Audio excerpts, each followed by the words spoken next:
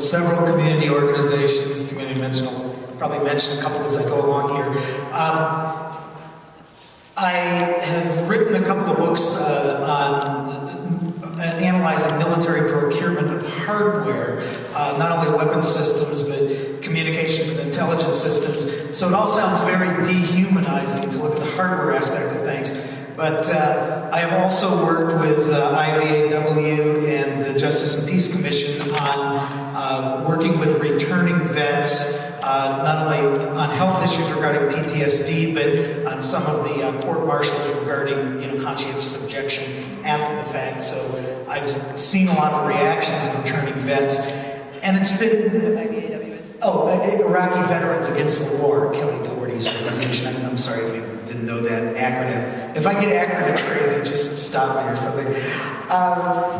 I noticed over time an odd change in the way veterans perceive the home front as we move from a drafted force to an all-volunteer force, and right now, as we are slowly but inexorably moving to an all-robotic force.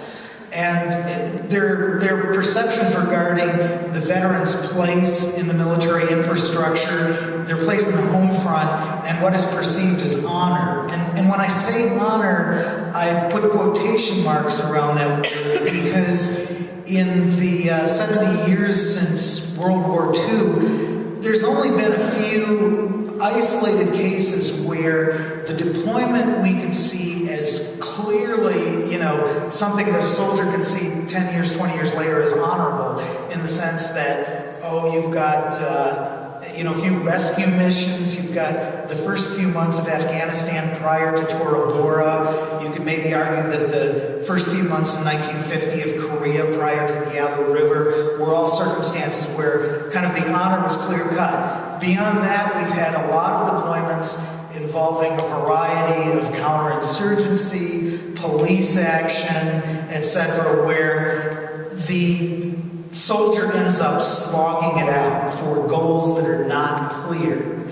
And the question is, where is that blame placed as the soldier thinks about where their deployment fits in the overall scheme of things? When we relied on the draft army, of course, many of the draftees were kind of perturbed and questioned the purpose from almost the day they were sent overseas. And so the immediate target of that tended to be the military leadership. And so up until the period of Vietnamization, you saw a lot of soldiers engaged in things like actually fragging their commanding officers, trying to commit violence against them, or insurgency where you might have an entire platoon directly disobeying and announcing that they would disobey the orders of the commanding officer, etc., etc.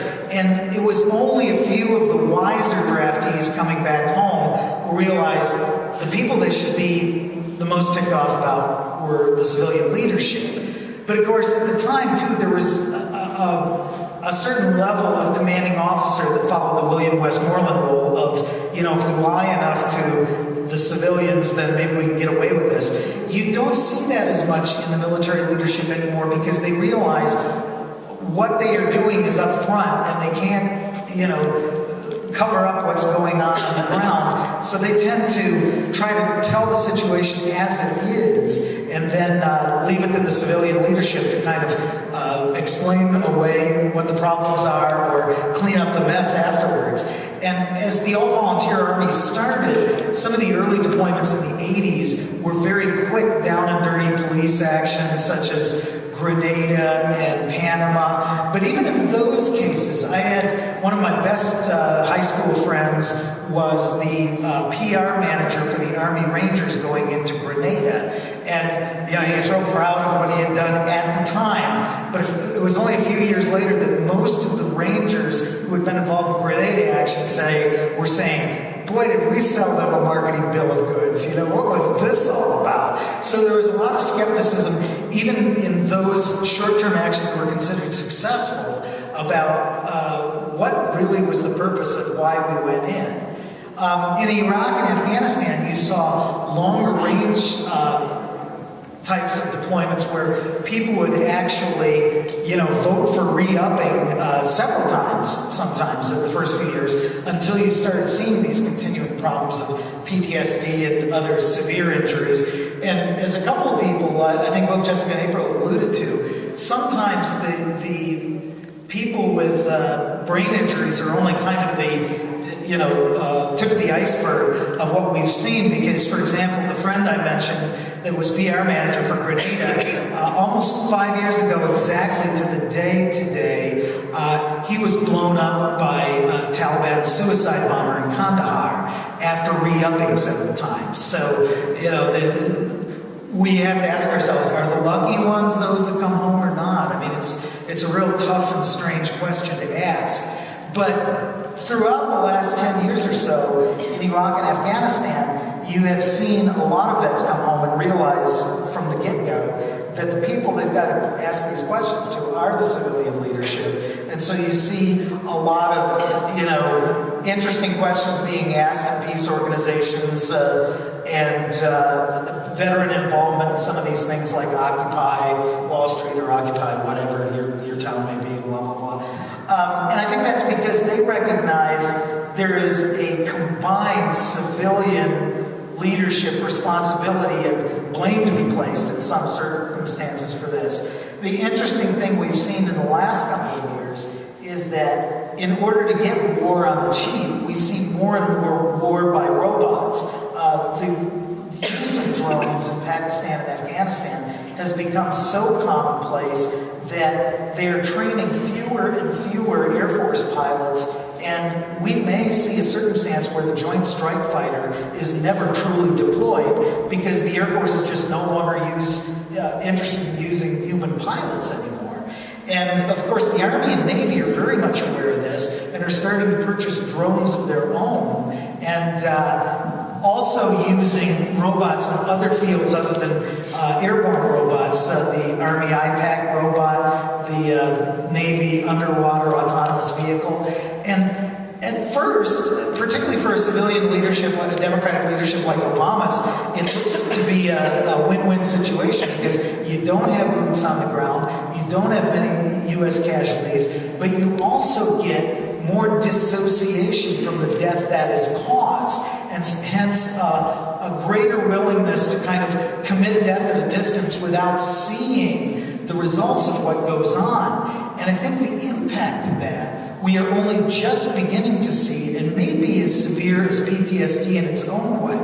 Because for the Air Force to start out with, now the other services are looking for video game experts to be their drone pilots. And these drone pilots, for a while now, have operated drones in Yemen, Afghanistan, Pakistan, from locations in Nevada and New Mexico, at Holloman, Creech, other Air Force bases. And pretty soon, they're just beginning to be able to direct drone launches from iPhones anywhere. And so they don't need to be in a special place to be able to direct this against particular individuals. Remember that a drone is not like blanket aerial bombing. Yes, you get collateral damage, but you don't bomb a whole town. You can pinpoint a certain individual and say, I'm going to kill you by drone today. Well, the consequences are twofold. For the individual soldier, number one, you have that delayed effect of realizing the results of your work, as people were talking about with aerial bombing yesterday. But number two, you have that strange dissociated numbing in areas of causing death that we even see with video gamers, in the civilian world, with the single shooter game addicts who get this numbing to violence. And I think that we are only beginning to see the aspects of that. Number two, you have the problem for the society at large of blowback, where the technology that you develop that is only for your nation's use, drone technology is rocket science, but is not rocket science. It's something that virtually any nation is beginning to have. So if we in the United States decide that we can assassinate a U.S. citizen, yes, a very dangerous U.S. citizen, but still a U.S. citizen, with a drone, what is going to prevent a NATO nation or even a third world nation eventually from deciding to send a drone to the White House We've seen, terror actions like the massive takeover of planes in the past, but what is going to prevent a drone from another nation being used against civilian leadership of our country in the same way that we have chosen to use drones in the past? And I think these impacts are only just beginning, just on the horizon of being considered. But a veteran realizes very, very clearly that the responsibility lies 10% with the military leadership, but 90% with the civilian leadership. And yes, it's easy for peace groups in the United States or, on the home front to say, it's mostly those Republicans who want to conduct preemptive war. That might be the case, but it's mostly those Democrats who want to conduct war on the cheap. And then that leads you to robotic war and all the problems I've mentioned. So either way, if you're trying to get an easy victory in a global solution that does not lend itself to easy victory, you're going to be falling into a mess that is going to impact a soldier, even if it's not a soldier with boots on the ground, a soldier piloting a drone as well. And I think veterans realize this very clearly and are operating and responding accordingly. Because this conference here is, interested in arts and literature, I wanted to close with a brief poem that a good friend of mine, who I think is one of the nation's best poets, Carolyn Srygley-Moore, wrote just yesterday in honor of Veterans Day, and it's called "Return to the War Zone." This is the time before war, when breaths are held and the hunter is sought. This is the time when dragon slayers in mythological lands fill the movie screens and the snow is advancing from west to east. This is a time before remembering you, how you came off the plane with your platoon and we held small flags in our 2 human fists. This is a time before. Our husbands and wives depart us as cells slough, as rainbows screeching fade, as tires blow on the pavement, leading nowhere. I remember you when your house was not empty. I remember you who shall go unnamed. Should you return to Iraq and confront the point of the nightmare's entry, it is not the same thing. Not the same thing at all. For Baltimore was a war zone for me. Tennessee was a war zone for me. There is a time when the man blinded by a roadside blast, a man whose legs are taken, returns and confronts the instant of impact. We are our scars, even the invisible ones, even the scars that send us sleepwalking. Stories over the parking lot, not even caring. The moth climbs the wall more adeptly than a human. The moth climbs toward heat and flame.